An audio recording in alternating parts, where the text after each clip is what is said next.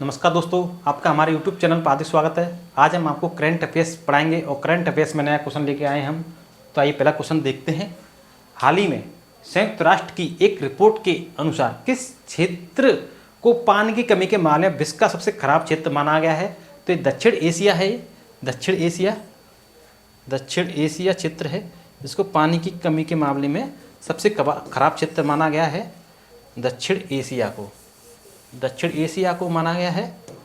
दक्षिण एशिया सबसे खराब क्षेत्र है। दक्षिण एशिया में जलवायु परिवर्तन के कारण गंभीर पानी की कमी के कारण कठिनाइयों का सामना करने वाले बच्चों की संख्या अधिक है। संयुक्त राष्ट्र बाल एजेंसी की एक रिपोर्ट के अनुसार दक्षिण एशिया में 18 वर्ष से कम उम्र के 347 मिलियन बच्चे आश्चर्यजनक रूप से उच्च या अत्यधिक पानी की कमी से प्रभावित है, जो सभी वैश्विक क्षेत्रों में सबसे अधिक आंकड़ा है। किस शहर ने दिवाली की पूर्व संध्या पर 22.23 लाख मिट्टी के दीपक जलाने का विश्व रिकॉर्ड बनाया है? तो अयोध्या ने बनाया है। ये अयोध्या ने। और आपको बता दें कि 2022 में भी राम की पेड़ी के घाटों पर 70 लाख से ज़्यादा दीपे जलाए गए थे। सरयू नदी के तट पर स्थित ये अयोध्या में शहर ने अपनी ही ये विश्व रिकॉर्ड तोड़ दिया। खबरों में नजर आए कार्लो रोवेल्स किस पेशे से जुड़े हैं? वो एक भौतिक विज्ञानी हैं और कार्लो रोवेल्स का दावा है कि ब्रह्मांड पर निर्माण एक बड़ी उछाल के कारण हुआ होगा। डॉक्टर रोवेली की नवीनतम कार्य व्हाइट होल्स इनसाइडर दी होराइजन में वे ब्लैक होल्स के विपरीत व्हाइट होल्स के सिद्धांतिक अस्तित्व की व्याख्या करते हैं, जबकि ब्लैक होल को सभी पदार्थों का अंतिम कब्रिस्तान माना जाता है, जहाँ से कुछ भी, यहाँ तक कि प्रकाश भी बच नहीं सकता। दूसरी ओर व्हाइट होल एक नए ब्रह्मांड का निर्माण कर सकते हैं। तो ये भौतिक विज्ञानी हैं कार्लो रोवेल्स। इन्होंने व्हाइट होल्स का सिद्धांत दिया है, व्हाइट होल का। नेक्स्ट क्वेश्चन देखते हैं।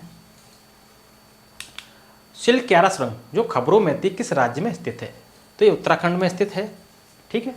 यहाँ 41 मजदूर फंस गए थे और उनको सुरक्षित बाहर निकाल लिया गया। एवेंट्स इन मिलेट्स गीत के गायक कौन हैं जिसे ग्रैमी पुरस्कार के लिए नामांकित किया गया है? फाल्गुनी शाह, गौरव शाह, ए और बी दोनों, उपयुक्त में से कोई नहीं। तो इसका सी आंसर है फाल्गुनी शाह है और गौरव शाह दोनों हैं।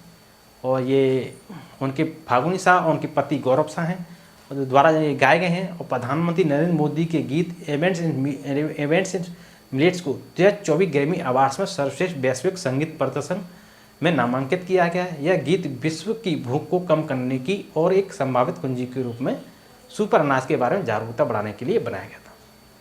तो इसके गायक ये हैं फाल्गुनी शाह और गौरव शाह, और ये प्रधानमंत्री नरेंद्र मोदी जी का गीत है। हाल ही में भारत और किस देश के बीच संयुक्त अभ्यास मित्र शक्ति 2023 शुरू हुआ है? तो ये श्रीलंका के साथ शुरू हुआ है। लोकसभा आचार समिति ने किस संसद सदस्य के निष्कासन की सिफारिश करने वाली रिपोर्ट बनाई है? तो मोइया मित्रा हैं। मोइया मित्रा, इन पर पैसे लेकर सवाल पूछने का आरोप है और पूछताछ के बदले लोकसभा की आचार समिति ने पूछताछ के बदले नकद आरोप पर निचले सदन से तृणमूल कांग्रेस सांसद मोइया मित्रा को निष्कासित करने की सिफारिश करने वाली एक रिपोर्ट अपनाई है। शीतकालीन सत्र के पहले दिन लोकसभा में एथिक्स कमेटी की रिपोर्ट पेश की जाएगी। माउंट एटना जो खबरों में था किस देश में स्थित है? तो इटली में स्थित है और सक्रिय ज्वालामुखी है ये, और अब तक 200 से अधिक विस्फोट हो चुके हैं इसमें। हाल ही में भारतीय सेना बीआरओ ने कहाँ बेली ब्रिज पूरा किया है?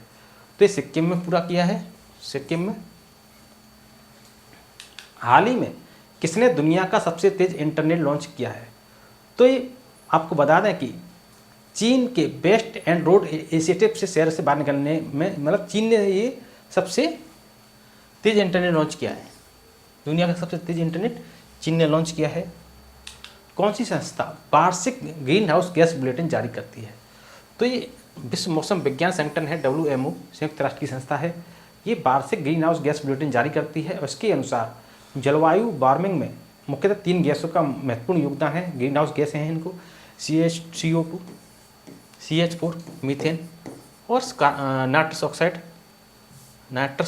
है, NO, नाइट्रस ऑक्साइड और कार्बन डाइऑक्साइड। नेक्स्ट क्वेश्चन है हमारा, प्रतिवर्ष 14 नवंबर को दुनिया भर में किस रोग के बारे में जागरूकता फैलाने के उद्देश्य से एक दिवस मनाया जाता है।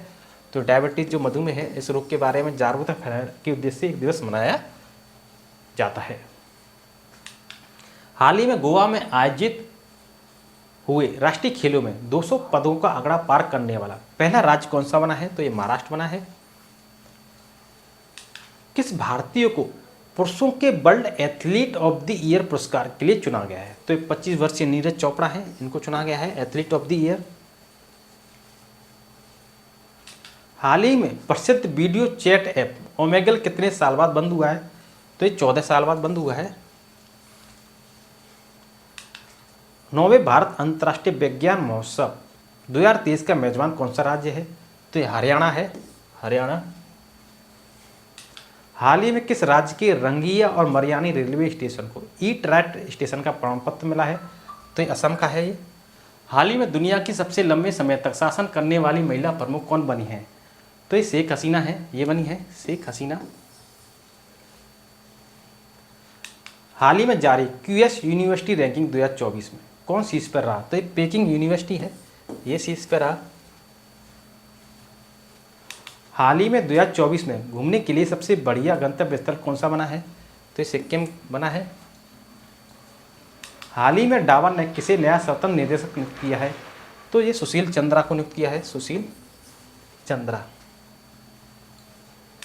हाल ही में किस देश के वैज्ञानिकों ने बुढ़ापा रोधी सफलता का दावा किया है? तो ये चीन ने किया है, चीन ने। हाल ही में एआई किस डिक्शनरी का बर्ड ऑफ द ईयर 2023 बना है?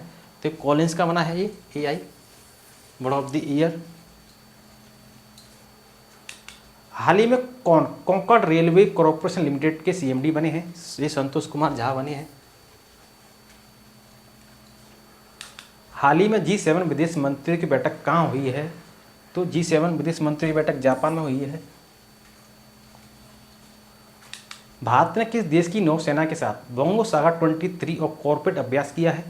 तो बांग्लादेश के साथ किया है। हाल ही में किस देश को समुद्र के अंदर ज्वालामुखी विस्फोट की बात नया द्वीप मिला है? तो जापान को मिला है। हाल ही में जारी वर्ष 2023 की हुरून इंडिया परोपकारी सूची में किसे शीर्ष स्थान प्राप्त हुआ है? तो SCL के शिवनाथ हैं, इनको शीर्ष स्थान प्राप्त हुआ है। अजीज प्रेम जी हैं विप्रो के, इनको दूसरा स्थान प्राप्त हुआ है। अभ्यास हरिमाऊ शक्ति 2023 का आयोजन किन देशों की सेनाओं के बीच किया गया? तो भारत और मलेशिया की सेनाओं के बीच किया गया है। हाल ही में उत्तर प्रदेश में कहाँ दक्षिण पश्चिम एशिया के सबसे बड़े पेय संयंत्र का उद्घाटन किया गया है? तो अमेठी में किया गया है। प्रतिवर्ष 9 नवंबर को भारत के किस राज्य का स्थापना दिवस मनाया जाता है? तो उत्तराखंड का स्थापना दिवस मनाया जाता है 9 नवंबर को। और आपको बता दें कि